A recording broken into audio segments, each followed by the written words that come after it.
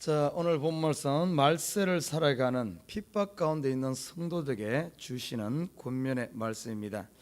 자, 오늘 5절부터 보면은 젊은 자들아 이와 같이 장로들에게 순복해라 이렇게 이야기하고 있습니다. 그리고 겸손해라 이 두 가지를 이야기하고 있어요. 참 이 시대 안타깝게도 보면은 많은 젊은이들이 교회를 떠나가고 있습니다. 지금 우리 20대, 10대 상당히 많은 어떻게 보면은 한국도 그러지만 여기서도 이 젊은이들이 교회를 떠나고 있어요. 교회를 떠나는 이유가 무엇일까? 근본적으로 보면은 이들이 말씀 가운데 서지 못해서 그렇습니다. 오늘 본문에도 보면은 젊은 자들아 장로들에게 순복해라 이렇게 이야기하고 있어요.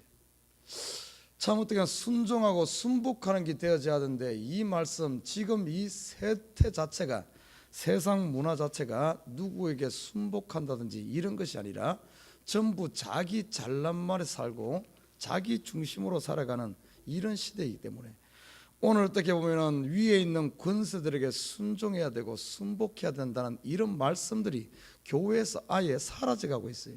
왜냐하면 그런 얘기하면 싫어하니까. 그렇지만 하나님 말씀 가운데 살 때 어떻게 보면은 이런 것을 가르치고 이런 거에 순종되어질 때 우리가 생각했을 때는 말씀대로 우리가 가르치면은 젊은이들 사고방식에 안 맞기 때문에 세상으로 이들이 떠날 것 같지만은 그러지 않습니다. 안 가르쳐서 떠나는 게 이렇게 가르쳐서 떠나는 것이 아니라 결국에 떠나는 것은 안 가르쳐서 떠나는 거예요. 말씀대로 살게 되면은 우리가 생각했을 때 떠날 것 같지만 그렇잖아요. 말씀대로 못 살기 때문에 결국에는 세상으로 가는 것입니다. 저와 여러분 과연 우리 위에 있는 권세들과 장로들에게 순복하는가? 결국에 이 순복함으로 말미암아 복은 나에게 오는 것이지 순복하는 것이 어리석고 어떤 힘없는 사람이 순복하는 것이 아닙니다. 성경 안에서는 약한 자가 순복하는 것이 아니라 진짜 믿음에 강하고 정말 아는 사람이 순복하고 순종하는 줄 믿습니다. 성경의 역사를 보면은 모르는 사람은 순종하지 않아요. 그러나 정말 알고 믿음에 깊이 서고 오히려 높은 권세 어떤 다윗과 같이 어떤 잘 되면 잘 될수록 전부 순종합니다. 여러분 보십시오. 아브라함도 믿음이 장성한 분량에 이르고 그가 큰 거부가 되어졌을 때 정말 하나님 앞에 온전히 순종했고 다윗도 왕이 되어졌을 때 하나님 앞에 순종했고 전부 어떻게 보면 믿음 안에서는 어떤 약하고 부족하고 없어서 순종하는 게 아닙니다. 성경의 원리는 그게 아니 없을수록 오히려 불순종하는 거예요. 모를수록 불순종합니다. 오히려 배우면 배울수록 알면 알수록 더 어떻게 보면 순종할 수 있는 거예요. 그래서 젊은 자들아 이와 같이 장로들에게 순복하고 서로 겸손으로 허리를 동이라 이렇게 말하고 있어요. 겸손으로. 왜냐하면 하나님이 교만한 자를 대적하시되 겸손한 자들에게는 은혜를 주시느니라 이렇게 이야기해 주고 있습니다. 아무튼 저와 여러분 젊은 자들 어떻게 보면 이건 단순히 나이만 젊은 것이 아니라 믿음의 젊은 자들 서로 왜냐하면 믿음이 이제 조금 꽃신앙이 들어가고 뭔가 알고 이러면 어떤 줄 압니까? 진짜를 알면 교만해질 수 없어요. 하나님을 진짜를 알면 교만해질 수 없는데 조금 아는 사람들 이제 뭔가 조금 아는 사람들이 보면은 전부 자기가 전부 아는 것 같고 자기가 최고인 것 같고 그리고 조금 알 때 어떻게 보면은 우리가 그것을 자기 자신을 겸손으로 동이지 않으면은 그 단계를 지나서 더 깊이 알고 나면 얼마나 창피한지 모릅니다. 조금 알 때 내가 최고인 줄 알고 깝죽대는데 더 깊이 알고 보니까 야 내가 그게 다가 아니었구나. 그거는 시작에 불과했구나 하는 것을 알고 나면 창피시는 거예요. 그래서 이 믿음의 젊은 자들 참으로 믿음의 어떤 이 연륜이 있는 사람들에게 오늘 이 말씀하는 게 아닙니다. 믿음의 연륜이 있는 사람은 말하지 않아도 자기 그 실체를 알기 때문에 하나님을 알기 때문에 겸손해질 수밖에 없어. 그러나 애매하게 아는 믿음의 젊은 사람들 이 인생에도 그러잖아요. 정말 이 인생 산전수전 다 겪고 인생을 경험한 사람은 이렇게 교만하지 않잖아요. 내가 한때 잘 나가봐도 어떤 성공해봐도 그것이 다가 아니고 성공했다가도 때로는 다운될 때도 있고 올라갔다 내려갔다 인생을 쭉 경험해보면은 좀 지금 잘 된다고 해서 그게 깝죽되지 않잖아요. 자기 이 무기가 잡히는데 젊은 사람들 어때요? 갑자기 돈 벌고 나면은 아니면은 갑자기 좋은 위치에 어떤 그런 자리 잡고 나면 눈에 보이는 것이 없이 그렇게 되잖아요. 그것처럼 믿음에도 똑같은 원리가 적용된다. 그래서 젊은 자들에게 겸손으로 허리를 동이라. 왜냐하면 내일을 알 수 없거든요. 오늘 잘 나가다가 내일 또 다르게 우리의 환경은 얼마든지 바뀌기 때문에 겸손으로 허리를 동이라 이렇게 말하고 있어요. 그럼 6절에 보면 이릅니다. 그러므로 하나님의 능하신 손 아래서 겸손하라. 때가 되면 너희를 높이시리라. 하나님이 때가 되면 높인다는 거예요. 그 하나님이 높일 때까지 내 스스로 높아지지 말고 하나님이 높일 때까지 좀 참을 줄 아는, 이게 진짜인 거예요. 이게 진짜. 자, 그러면서 오늘 본문 말씀 보면은 8절부터 이렇게 말합니다. 7절에 너희 염려를 다 주께 맡겨버리라. 이는 저가 너희를 권고하심이라. 이렇게 말하면서 8절 보십시오. 근신하라 깨어라 너희 대적 마귀가 우는 사자같이 두루 다니며 삼킬 자를 찾는다. 그 당시도 그랬어요. 이 어떤 그 당시 시대 상황이 어떤 줄 압니까? 교회가 엄청난 핍박을 당하는 이런 상황 가운데 있었어요. 영적으로나 육적으로나. 영적으로는 어떤 핍박을 당했는가 하면 교회 내에 거짓 그리스도, 적 그리스도가 나타나서 이 순수하게 증거된 복음에다가 가라지를 뿌리면서 이런 영적인 도전이 있었고, 육적으로는 그 당시 로마로부터 얼마나 핍박당했습니까? 세상으로부터 박해당하는 이런 상황 가운데 있었습니다. 이 박해의 근원지가 어딘 줄 압니까? 그 당시 보면은 AD 64년에 있었던 로마 대화재, 이 네로가 어떤가 하면 로마시가 그 당시 보면은 이 로마란 곳이 이렇게 올드되었어요. 오래됐습니다. 그런데 이 네로 황제는 그 로마를 어떤 신형 도시로, 쉽게 말해 이 네로 황제는 건축광이었어요. 건축광. 그러다 보니까 로마를 보니까 이 올드돼 가지고 이러니까 이 올드된 집을 쉽게 말해 재개발을 하려고 하니까 이게 부딪히는 거에 할 수가 없습니다. 그러니까 그 당시 네로가 어떤가 하면은 그 로마를 재개발하고, 왜냐하면 로마를 신형으로 만들어서 자기의 이름을 내고 자기의 권세를 공고하게 하기 위해서 하는데 백성들로 부딪히니까 어떤 전인가 하면은 로마에다 불을 낸 거예요. 큰 화재를 쉽게 말해서 이 권력으로 다 태워버린 겁니다. 그리고 나서는 그것이 어떻게 보면 성공할 줄 알았는데 어떤 일이 벌어진다고 하면 로마의 어느 정도인가 하면 로마시의 거의 3분의 1 가까이가 전부 잿더미가 되어버렸습니다. 그러니까 이것이 민심이 어떻게 보면 동요하기 시작한 게, 아무리 네로 황제가 철권 통치를 했지만은 이 민심은 함부로 하지 못하거든요. 민심이 들고 일어납니다. 그러니까 이 네로 황제가 자기 정권의 위기를 느끼고는 이것을 어떻게 하는가 하면 이 로마 대화재를 저 기독교인들이 냈다, 예수 믿는 사람들이 이 불을 냈다 하며 로마 정권에 반대해서 불을 냈다 하면 이 책임을 기독교인들에게 떠넘겨 버립니다.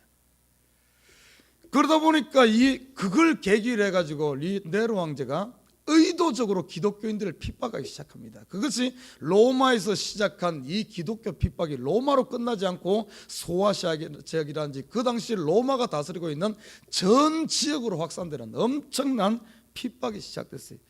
이 근원지가 네로 황제입니다. 자, 그런데 보십시오. 오늘 베드로는 어떻게 표현하고 있는가 하면은 지금 그것을, 그 사건을, 그 당시 일어나고 있는 이 핍박을 염두에 두고 오늘 이 베드로가 이야기하거든요. 근신하라 깨어라 너희 대적 마귀가 우는 사자같이 두루다니며 삼킬 자를 찾고 있다, 이렇게 이야기하는 겁니다. 자, 여기서 보면 지금 눈에 보이는 핍박, 눈에 보이는 환란은 어떤가 하면은 로마라는 로마, 그리고 아니면 네로 황제라는 여기로부터 핍박이 오지만은 이 베드로는 어떻게 본 줄 압니까? 이 네로 황제가 지금 기독교인 핍박하지만 실질적으로 보면은 네로 황제 속에서 역사하고 있는, 네로 황제 뒤에서 역사하고 있는 기독교 핍박의 근원은 뭔가 하면은 마귀란 겁니다. 마귀, 사단이란 거예요. 여러분, 지금 이 당시는 어떻게 보면은 베드로가 이 서신을 쓸 당시 65년 이쪽 저쪽은 어떤가 하면은 이 로마에 의해서 핍박이 심했지만 그 전에는 누가 또 이런 핍박을 한 줄 압니까? 유대인들 아닙니까? 유대인들이 또 기독교를 그렇게 핍박했잖아요. 그 유대인들도 겉으로 보기는 유대인들이 핍박하는 것 같지만 실질적으로 보면은 그 뒤에서 역사하시는 것이 누군 줄 압니까? 바로 마귀, 사단이란 거예요. 지금도 똑같이 이 눈을 가져야 돼요. 이 눈을. 지금도 우리가 보이지 않지만 육신적인 핍박이 아니라 지금도 우리 믿는 교회가 얼마나 세상으로부터 지탄당하고 핍박당하고 있습니까? 단순히 눈에 보이는 이런 육신적인 핍박이 아니라 이런 세상 문화로부터 아니면 잘못된 그런 것으로부터 얼마나 우리가 지금 신앙의 도전을 당하고 있습니까? 사실 따지고 보면 이 시대보다 더 신앙생활 하기 힘든 시대가 없어요. 우리가 생각했을 때 초대교회 힘들었겠다? 천만에요. 오히려 이 시대가 더 힘듭니다. 그때 어떤 유대인들이나 네로 황제나 지금 어떤 세상의 이런 문명이나 문화나 우리를 핍박하는데 이것의 근원이 뭔가 하면 오늘 본문에 보면 다른 것이 아니라 마귀란 거예요. 오늘 이 베드로는 정확히 진단해내고 있어요. 너희가 눈에 보이는 로마 지금 육신적인 핍박의 근원은 마귀다. 그러면서 뭐라 그랬습니까? 보십시오. 근신하라, 깨어라. 이 마귀를 대적하는 데 있어서는 다른 게 없어요. 근신하고 깨어야 됩니다. 이 시대 보면 한국에서도 보면은 뭐 좀 이렇게 뭡니까 정부라든지 아니면은 이런 거에 대해서 뭐 하면은 막 그걸 들고 일어나서 막 데모를 하고 하는데 그게 어떻게 보면 기독교인들이 싸울 방법이 아닙니다. 오늘 이 당시 만약에 이럴 것 같으면은 베드로가 이렇게 해야 되는 게 정상 아니겠습니까? 야, 우리 기독교인들 함께 뭉쳐서 이 로마 정부에 데모를 하자. 아니면 이렇게 해야 되는 것 아니에요? 그러나 그렇게 나가지 않았잖아요. 지금 어떤 교회를 핍박하는 세력이 만약에 정부라면 정부 뒤에서 역사하는 것은 마귀란 겁니다. 그 세계를 봐야 돼요. 그 세계 못 보면 엉뚱한 데가 싸우는 거예요. 엉뚱한 데 가서 뭐 피켓 들고 싸운다고 그게 됩니까? 정권 교체한다고 됩니까? 또 다른 정권 들어서면 마귀가 그 뒤에서 또 역사하는데 유대인들이 오늘 보십시오. 유대인들이 기독교를 핍박했는데 지금 유대인들이 핍박이 지나가니까 누가 합니까? 로마가 핍박하는 거예요. 로마 핍박 지나면 끝난 줄 압니까? 또 다른 정권 백날 바뀌고 나라 바뀌고 아무리 바뀌어도 뒤에서 역사하는 것은 사단이기 때문에 그걸 볼 줄 알아야 돼요. 그걸 볼 줄 알아야 돼요. 오늘 베드로가 그래서 보십시오. 근신하라, 깨어라. 마귀를 대적하는 것은 힘으로 대적해야 하고 되는 게 아닙니다. 능력으로 되는 게 아니에요. 어떻게 대적해야 되는가? 우리에게 오는 모든 이런 신앙의 도전에는 어떻게 싸워야 되는가? 보십시오. 근신하라. 근신하고 깨어 있어야 될 줄 믿습니다. 이 근신하란 말이 어떤 의미인 줄 압니까? 근신하란 말은 내재된 내 감정이나 아니면 내 욕정이나 내 의지라든지 이런 것들을 잘 조절하고 절제된 삶을 사는 것을 이 근신한다 이렇게 말합니다. 어떤 보십시오. 내 감정. 이 기독교에는 감정대로 살면 안 돼요. 왜냐하면 사단이 가장 쉽게 우리에게 이 틈타는 것이 뭔가 하면 감정입니다. 감정. 그래서 분을 낸다든지 이런 분을 내는 건 사단에게 대문을 열어놓는 거예요. 내가 너무 우울하게 빠져가지고 내 감정에 우리 사람이기 때문에 감정 오죠. 우울할 수 있죠. 그럴 때일수록 예수를 생각하면 그걸 바꿔야 되는데 그냥 감정에 푹 빠져가지고 그냥 우울한 대로 그냥 내버려두면 어쩝니까? 우리 감정을 조절해야 돼. 감정. 근신할 수 있어야 됩니다. 너무 또 즐겁다고 해서 너무 깝죽대면 안 돼. 그러다 보면 이성을 잃어. 그냥 이성 잃고 그냥 헷가닥 가버려. 그냥 너무 그래도 안 되고 이런 감정 조절, 이게 근신한 삶이에요. 절제된 삶. 내가 있다고 해서 막 그냥 다 쓰는 것이 아니고 있다고 해서 막 내 하고 싶은 대로 그냥 다 해서는 안 됩니다. 절제됨. 좀 주변을 두루두루 살피면서 절제된 삶, 근신하는 이 삶이 어떤가 하면은 사단을 이길 수 있는 줄 믿습니다. 틈타지 못하게 딱 방어를 하는 거예요. 그리고 깨어있는 삶, 이건 육체적 영적인 각성입니다. 깨어있어야 돼. 항상 깨어 있어야 정신을 차리고. 우리 믿는 사람들이 깨어 있는 게 뭡니까? 기도하는 사람입니다. 기도하면서 하나님의 뜻을 분별하고, 기도하면서 내 속에 있는 죄성, 아니면 내가 지금 처하고 있는 이런 죄들을 자꾸 십자가 앞에 내려놓으면서 내 정신과 내 영을 맑게 아주 깨끗하게 관리하는 것, 이 상태가 깨어있는 상태예요. 왜냐하면 우리가 잠시도 그냥 기도하지 않고 놔두면 어떤 줄 압니까? 내가 죄를 지으면서도 그 죄인 줄을 몰라. 우리의 마음을 둔하게 만들어요. 이 죄는 또 세상 것들이 이렇게 하다 보면 그런 거에 다 둔하게 됩니다.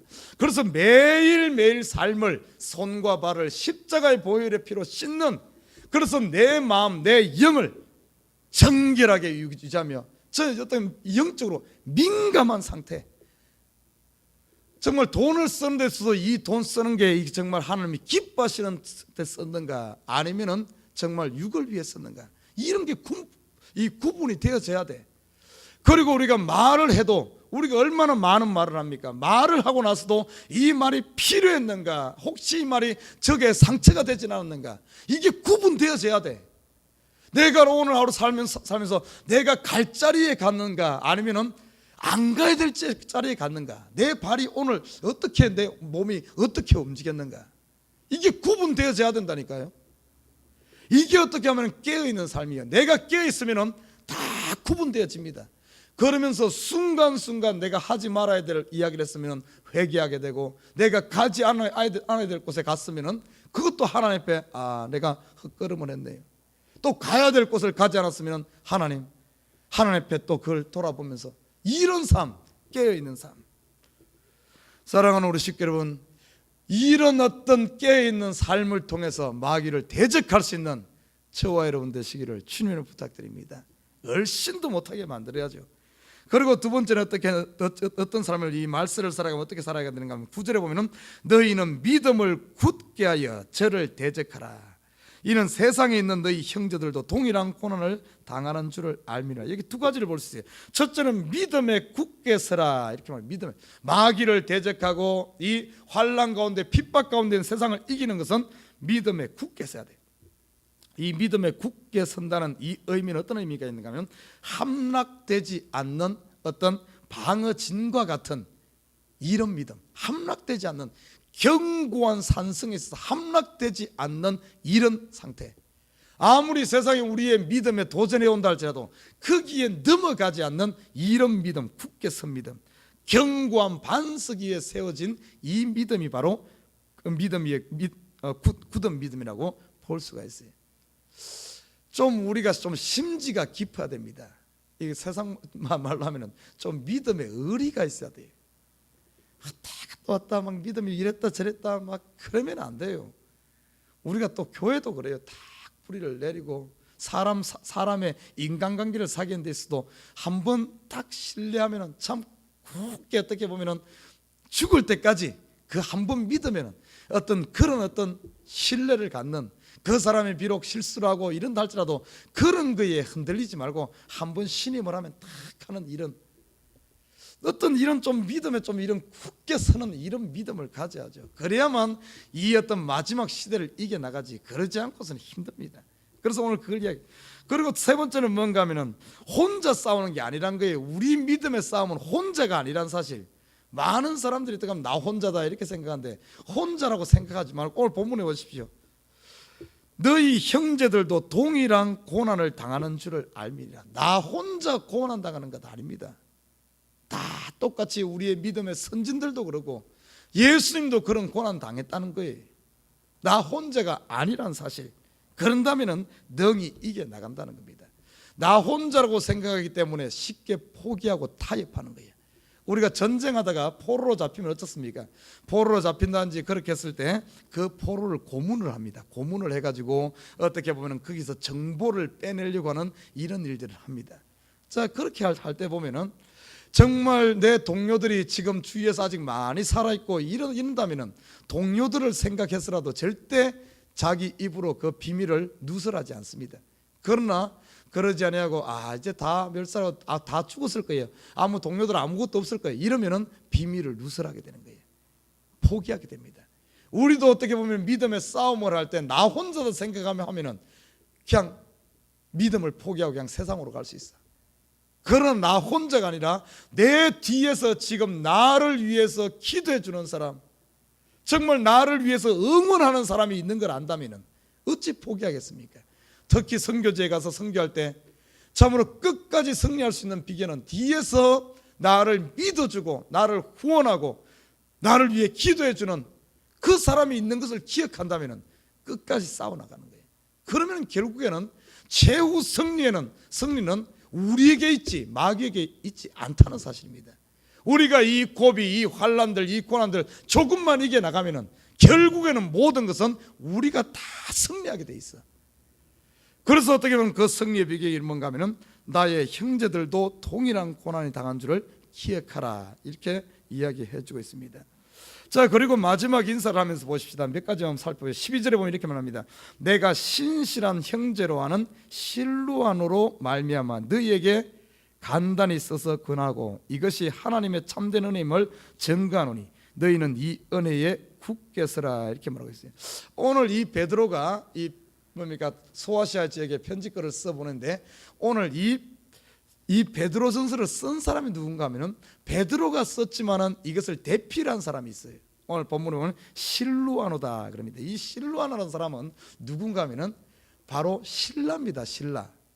여러분 바울과 신라 있죠. 그 신라예요. 이 실루아노, 이 히브리어 헬라 거참이 이 신라입니다.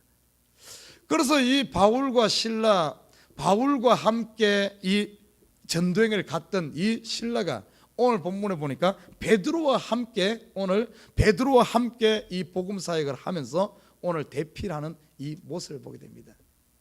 자, 우리가 생각할 때 이걸 알아야 돼요. 또 뒤에 보면 마가 이야기가 나옵니다. 13절에 보면 함께 택하심을 받은 바벨론에 있는 교회가 너희에게 문안하고 내 아들 마가도 그리하느니라. 이 마가가 누굽니까? 사도 바울 일행과 사도행전에 보면은 전도행을 같이 갔던 사람 아니에요. 중간에 전도행 1차 전도행 갔다가 돌아와가지고 나중에 사도 바울하고 헤어질 이런 모습 있는 사람이 이 마가입니다. 그런데 보세요, 이 마가가 베드로에게는 오늘 보니까 아들처럼 이렇게 또 되고 있어요. 왜 제가 이 이야기를 하는가 하면은 여러분 때로는 보면 우리가 교회에서 일을 하다 보면은 나와 함께 일하다가 나와 안 맞는 사람이 있어. 그래가지고 이렇게 떠날 수가 있어요. 나와 안 맞아서 이렇게 할 수 있어. 그렇다고 해서 그 사람 막 그러지 말아요. 오늘 이 마가는 사도 바울과 함께 하다가 중간에 탈락해서 사도 바울이 나중에 2차 전도행 갈 때 마가 데리고 가자 그러니까 안 데리고 간다고 이래가지고 마가를 그렇게 했는데 오늘 이 마가가 베드로에게는 아들처럼 쓰임받은 사실을 보게 됩니다. 때로는 보면 우리와 저 이렇게 하다가 보면 팀을 이뤄서 하다 보면 나에게서 안 맞아 떠났다고 해서 그 사람 떠날 때서 막 저주하면서 막 그 사람 원수처럼 생각하지 말아요. 그 사람이 또 다른 사람에게는 아들처럼 쓰임받을 수도 있다는 사실입니다. 나하고 안 맞다고 해서 그게 다가 아니에요. 오늘 마가가 베드로에게는 사도 바울에게는 어떻게 보면 배신자처럼 느꼈지만 베드로에게는 아들처럼 또 쓰임받은 사실을 보게 됩니다. 나중에 가서 물론 이 사도 바울도 마가와 화해하고 또 마가에 대해서 그렇게 품었지만은 아무튼 이 사람이 넓은 마음을 가요. 그리고 한 가지 더 봐야 될 것이 보면은 함께 택하심을 받은 바벨론에 있는 교회가 너희에게 문안한다. 자, 여기 얼핏 보면은 이 베드로 전서를 쓴 베드로가 오늘 이 서신서를 쓰는 게 바벨론에서 쓴 것 같지만은 여기서 말하는 바벨론 성경 학자들이 연구해 보면 결과에 의하면은 베드로는 바벨론 지역에 가서 복음을 전하진 않았어요. 그쪽에 간 기록들이 없습니다. 그래서 이 바벨론이라는 것이 그냥 눈에 보이는 바벨론이 아니라 그 당시에 보면은 수많은 사람들이 이런 묵시적인 이런 언어를 사용해서 영적인 바벨론 하면은 요한계시록 요한도 보면은 바벨론에 대해서 이야기합니다. 바벨론은 어디를 이야기하는가 하면은 그 당시 엄청난 핍박의 근원지가 되는 로마라고 생각해요. 로마. 그래서 오늘 이 베드로가 이 편지를 쓴 것이 로마로 이렇게 많이들 이야기합니다. 여러분 요한계시록에도 보면은 엄청난 교회를 핍박하는 이 적그리스도 바벨론 그 세력이 어디를 말합니까? 그 당시 로마를 이야기하거든요. 왜냐하면 이 바벨론 기독교 역사 가운데 이스라엘의 역사 가운데 이 이스라엘을 완전히 예루살렘을 멸망시키고 아주 극심하게 핍박했던 적 그리스도와 같은 이 나라가 어딘가 하면 바벨론이었어요. 그래서 아무튼 마지막 때 묵시적인 이런 얘기할 때 교회를 핍박하는 세력, 극심한 세력 바로 바벨론. 그래서 오늘 이게 여기서 바벨론에 있는 교회 하면은 로마에 있는 교회가 아닐까 이렇게 생각하는 거예요. 아무튼 저와 여러분 이 시대 참으로 이런 핍박 가운데 우리가 이길 수 있는 비결은 우리가 깨어있어 근신하면서 정말 어떻게 보면 이 세상 뒤에서 역사하고 있는 마귀의 실체를 보고 우리의 싸울 것은 혈과 육에 대한 것이 아니라 바로 그 뒤에서 역사하고 있는 사단과의 싸움이라는 사실을 기억하고 오늘 하루사도 근신 가운데 깨어있는 삶을 통해서 마귀의 틈을 주는 것이 아니라 마귀를 대적하는 저와 여러분 되시기를 주님의 이름으로 부탁드립니다.